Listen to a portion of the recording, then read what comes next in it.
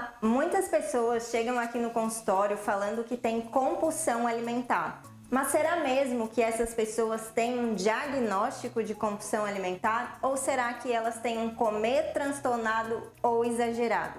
Nesse vídeo eu quero te explicar a diferença entre compulsão alimentar e comer transtornado ou exagerado. Vem comigo que eu vou te explicar.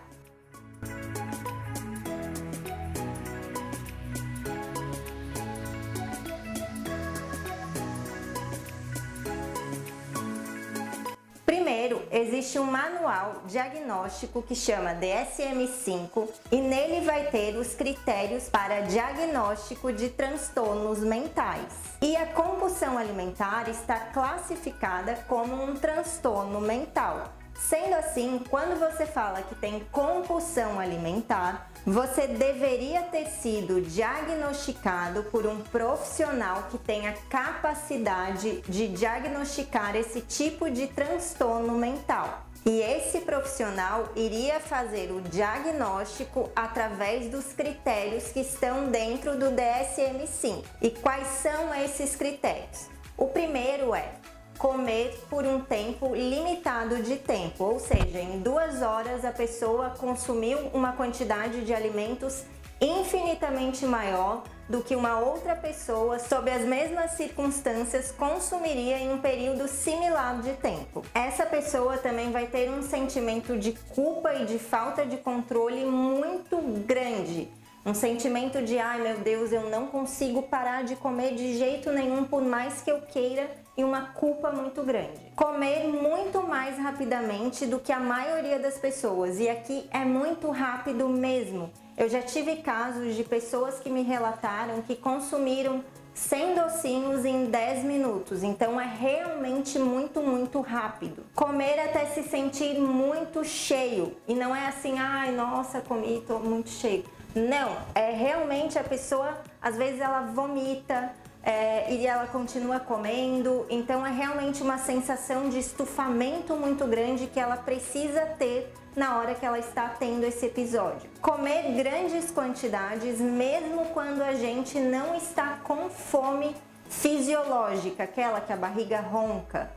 E nem sempre esses alimentos vão ser selecionados através do sabor. Muitas vezes a pessoa consome o arroz frio que está na geladeira. Então não é aquele tipo de exagero que às vezes a gente comete, fui na festinha, o brigadeiro estava muito bom e eu comi uns brigadeiros a mais do que caberia ali dentro do meu estômago. Ela come exageradamente e nem sempre é só pelo sabor daquele alimento. Muitas vezes essa pessoa come sozinha, porque ela tem muita vergonha das quantidades de comida que ela come, então ela tá lá almoçando com a família dela e daí todo mundo vai embora, ela já se alimentou, mas ela vai na geladeira e come ainda mais escondida das outras pessoas. Essa pessoa sente uma repulsa por ela mesma após os episódios de compulsão. E aqui entra um sofrimento de fato muito grande, uma angústia, um sentimento de incapacidade, de inferioridade, essa pessoa chora muito. Então, o ponto que separa muitas vezes a pessoa que tem um exagero alimentar daquela que está numa crise de compulsão alimentar é esse sofrimento que na compulsão alimentar a gente tem. E para fechar os critérios de diagnóstico, essa pessoa precisa ter pelo menos um episódio, uma vez por semana, durante 3 meses de compulsão alimentar. Aí sim aquele profissional vai poder fechar esse diagnóstico. O que a maioria das pessoas acaba tendo não é compulsão alimentar, mas sim um comer exagerado, um comer transtornado, que está relacionado a uma mentalidade de dieta que está impregnada na maioria das pessoas. Essa mentalidade de dieta e esse comer exagerado podem levar a uma compulsão alimentar. E normalmente esse comer exagerado, essa mentalidade de dieta está relacionada àquelas pessoas que já tentaram emagrecer muitas vezes ou que têm muito medo de engordar. Então elas separam os alimentos entre proibidos e permitidos. E daí quando ela come aquele alimento que ela julga ser proibido ou que faz mal para a saúde, ela acaba exagerando muito nessa quantidade. Afinal de contas, se é proibido, melhor eu errar grande do que eu errar pequeno. e daí vai lá e come de forma muito exagerada e acaba sentindo uma culpa ali naquele momento. E uma dúvida bastante comum, ou algo que eu escuto muitas pessoas falarem, é a frase: restrição causa compulsão.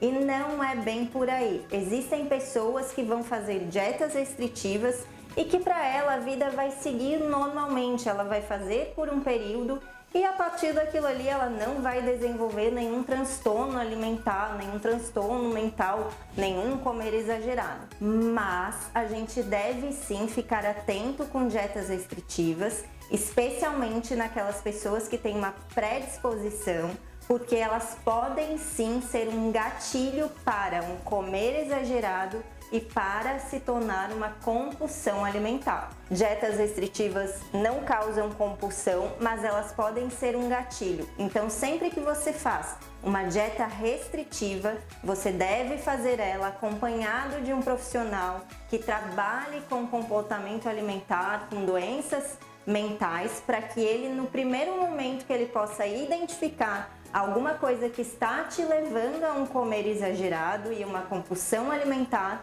a gente já consiga resgatar esse paciente para que ele não tenha um problema. Agora me conta aqui se você tem compulsão alimentar e que daí você precisa buscar ajuda. Ninguém resolve transtorno mental sozinho, é preciso uma equipe de profissionais com nutricionista, psicólogo, psiquiatra, educador físico para te auxiliar.